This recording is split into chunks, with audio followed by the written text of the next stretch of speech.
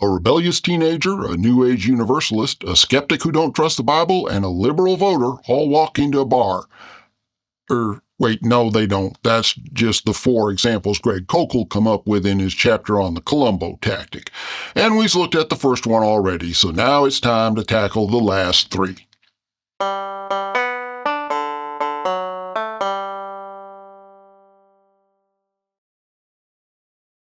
Hey there, folks. Bertram, the Barely Bearable Atheist here, continuing our series on Greg Koukl's book, Tactics.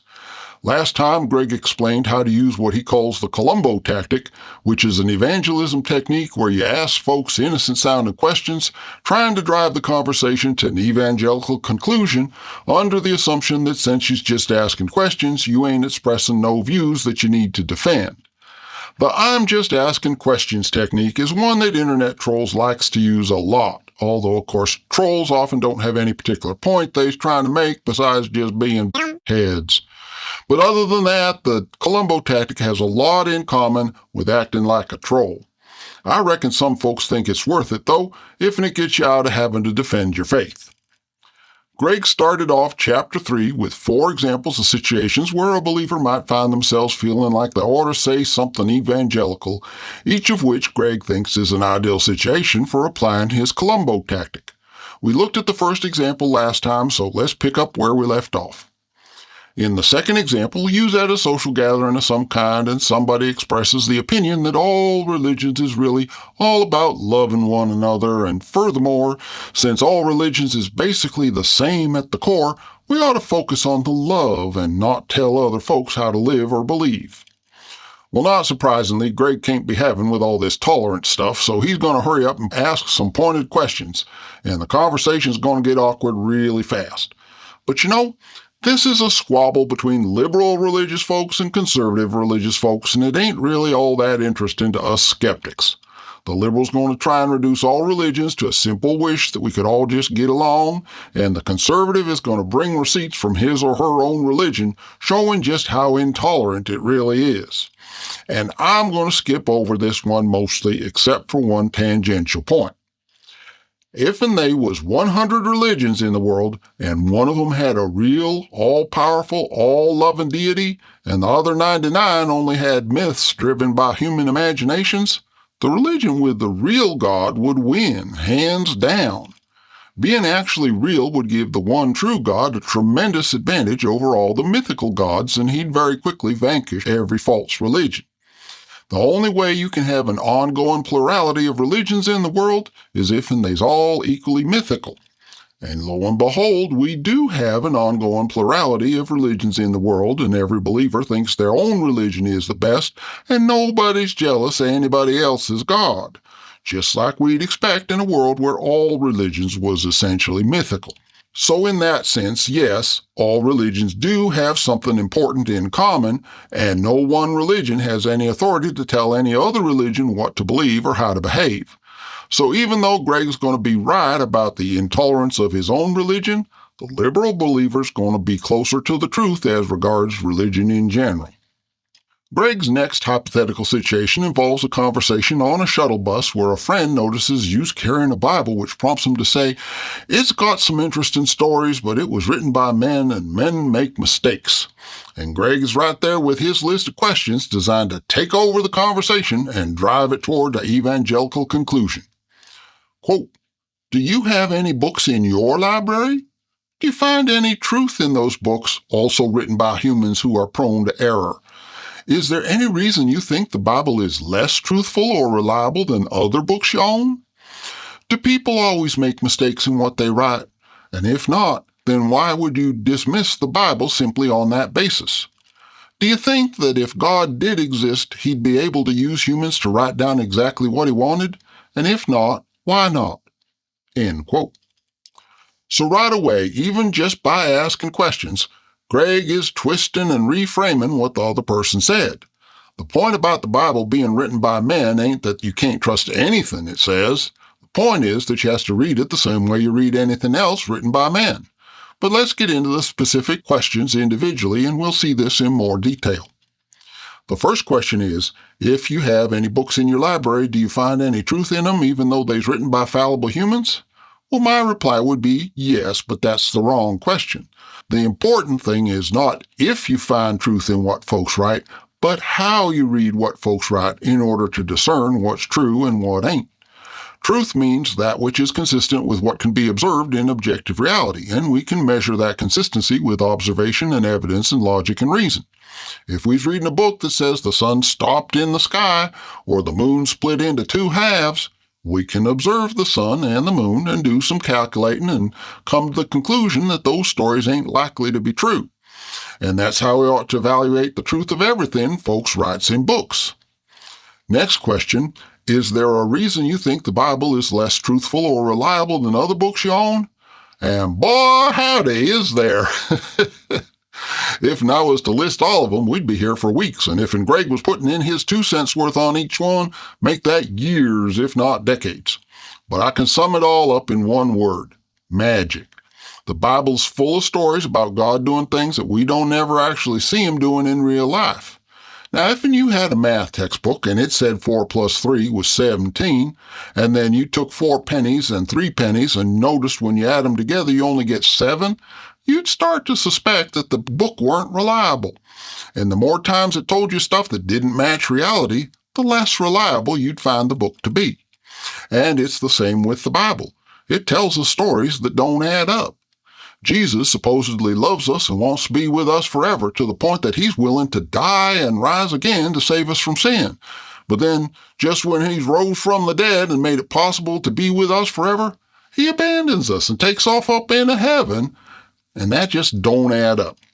Not to mention that we has the technologies these days to look up above the clouds and see that there ain't no heaven up there. Modern believers says that's because heaven's a spiritual place, not a literal place up above the clouds. But if heaven ain't a literal place up above the clouds, then Jesus wouldn't get there by going literally up. Everything about that story is more consistent with it being a myth that folks made up to explain why they ain't got no risen Savior in Jerusalem preaching his gospel of salvation to us. The next 2 questions go together. Do people always make mistakes? And if not, why would you dismiss the Bible simply on that basis? The answer to the first part is no, people don't always make mistakes, but you do always need to fact check them when they make claims that seem to run counter to real-world observations. And in answer to the second part, we don't dismiss the Bible just because it was written by humans. We only reject the parts that fail the fact check, just like we do with any other book. Christians like to complain that we's being biased when we treat the Bible just like we do everything else, and Greg's question here is majorly twisting the facts to make it sound like we're doing something we ain't. This is a classic straw man fallacy, in other words. But we ain't being biased, we just being consistent. It ain't our fault that parts of the Bible fail the fact check. Next question. Do you think that God could use humans to write down exactly what he wanted? And if not, why not? And I'd say that's the wrong question again. It ain't a question of whether he could, it's a question of whether he would. In the 2,000-year history of the church, there's been no single greater source of division and heresy than the Bible and the different ways folks has of reading it and understanding it. Written scriptures gives folks a way to claim divine authority for their teachings while avoiding accountability for what they teach. And there ain't no practical constraints on what they can decide the Bible teaches. All they got to do is say, hey, this isn't just me saying it, it's the Word of God. And boom, they can preach basically anything they can get folks to believe. They can even predict the end of the world and be wrong and just say, oh, I see my mistake, I misunderstood this or that passage, but the Bible is still the infallible Word of God, and then just go right on preaching with the same derived authority. God would have to be an idiot to structure his church around a source of authority that malleable and easily abused. A smart God would understand that true leadership would require his personal, visible, audible presence so that he could make objectively clear and verifiable pronouncements that was unmistakably his and his alone. And the fact that we ain't got that is evidence that's strongly consistent with God being a myth that folks is exploiting for their own personal advantage. And we see that even more clearly in Greg's 4th and final example. The story involves waiting in the service department of an auto dealer watching the news about some anti-LGBT Christian group trying to pass laws against LGBT rights, and someone sitting next to you says, "It's wrong to force your views on other people. You can't legislate morality. Christians involved in politics violate the separation of church and state." Once again, we see Greg abandoning the gospel of salvation in favor of a Republican culture war, just like he did with the witch in Wisconsin. And you can see it in how he's framed the situation. He's talking about a conflict where Christian moral opinions is being used to justify infringing the fundamental human rights of other folks, but he's pretending that this is simply a moral issue. In other words, he's erasing the human rights dimension of the conflict. And here's the questions he wants to use to advance that agenda. Quote, "Do you vote? When you vote for someone, are you expecting your candidate to pass laws reflecting your point of view? Wouldn't that essentially be forcing your views on others? How is that different from what you're troubled about here? Is it your view that only non-religious people should be allowed to vote or to participate in politics? Or did I misunderstand you? Where specifically in the Constitution are religious people excluded from the political process because of their spiritual convictions? Don't all laws force morality of some sort? Can you give me an example of legislation that does not have a moral element underlying the law?" End quote. And great googly moogly, what a wall of text.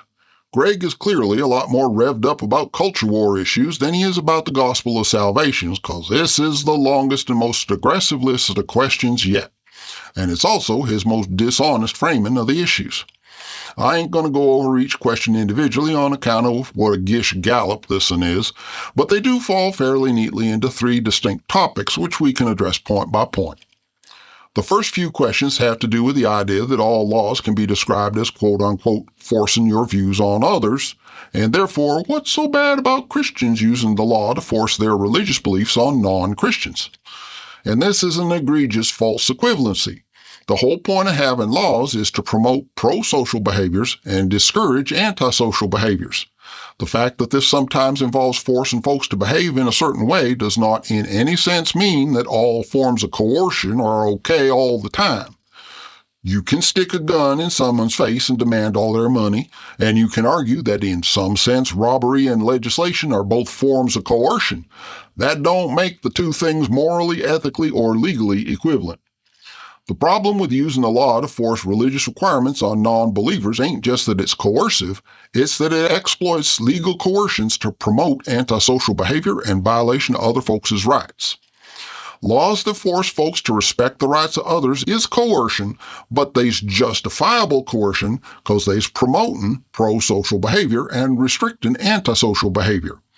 Laws that inflict harm on folks that ain't doing no harm to nobody else is a form of coercion that ain't justifiable because they's inherently and inescapably antisocial.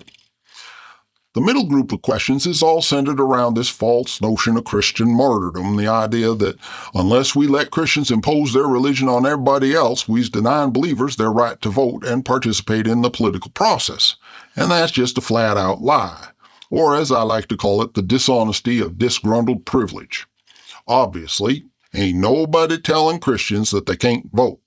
All anybody is saying is that Christians need to have the same respect for other folks as they want other folks to have for Christians, and that includes the political process.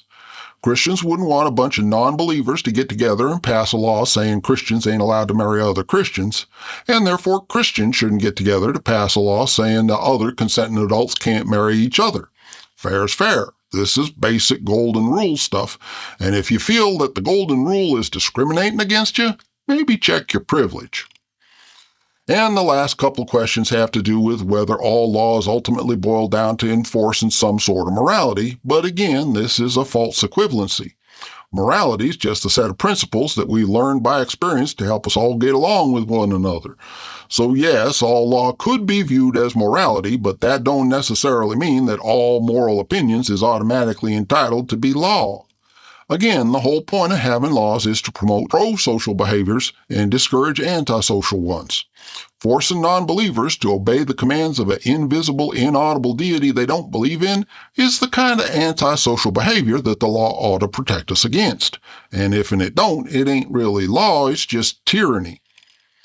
In summary, the questions in the fourth example employ the tactic of taking a specific issue and overgeneralizing it until you can find some area of overlap between the bad thing you want to do and some good thing the other person agrees is good.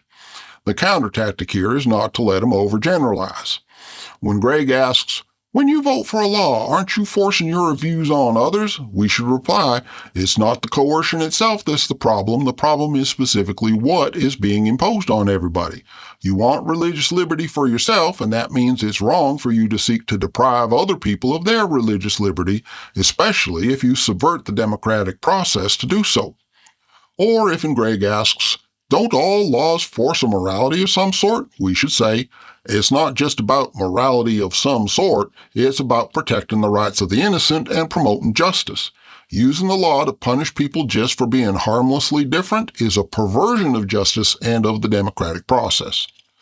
And just in general, we should hammer on the golden rule.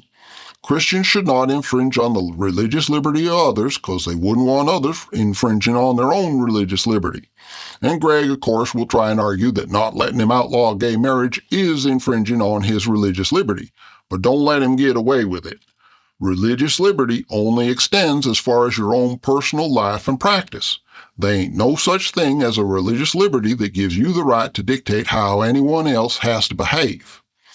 If some cult decided that their religion required human sacrifice and they picked Greg to be their next victim, it ain't an infringement on their religious liberty to say, "No, you can't do that," and Greg ought to be grateful that this is the case.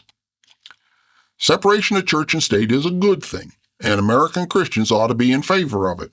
The United States was founded by folks who came here to get away from the Christian nations of Europe, very often because Christians didn't like how the government was being run by other Christians. In fact, I always like to point out that in 2,000 years of church history, not once has the mingling of church and state ever produced a government that showed any signs of divine blessing. In every case, later generations of Christians has described the minglers by saying they weren't true Christians. And you'd think they'd learn their lesson, but they never do. And it's because their God is a myth. They need him to be a powerful sovereign who ordains all things and causes all things to work together for the good of them that love the Lord, and he ain't got the power.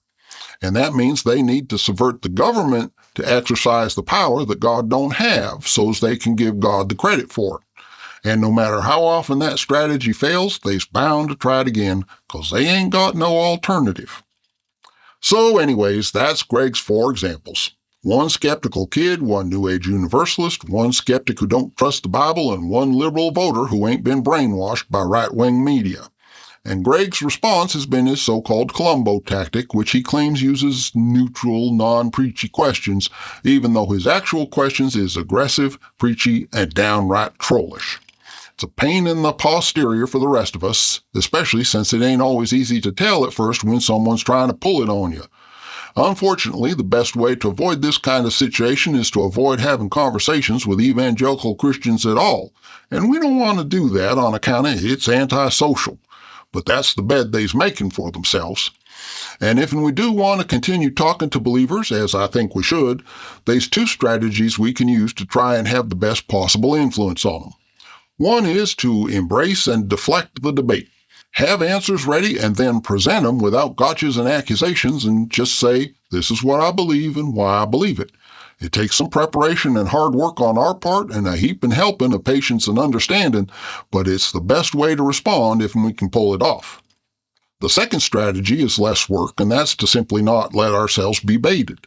If we get the sense that the other person is probing for vulnerabilities instead of expressing a sincere interest, we can say, "Well, that's a contentious subject, and I'd just as soon keep my opinions to myself for now." We ain't being rude, and we ain't judging or condemning the other person. We just don't feel like talking about it. And if the other person feels like being persistent, we can just keep on declining to take the bait. And that's going to shut the Columbo Tactic right down, because the Columbo Tactic assumes we're going to do most of the talking. You can't build a fire without fuel, and you can't start an argument with polite silence. And I'm sure there's more that could be said, but that's going to about do it for me for today. Next time, Greg's going to go into detail about how to apply the Columbo tactic, and that's going to give us a chance to discuss in detail how to defend against it. Meanwhile, thanks for watching, and please be kind wherever possible.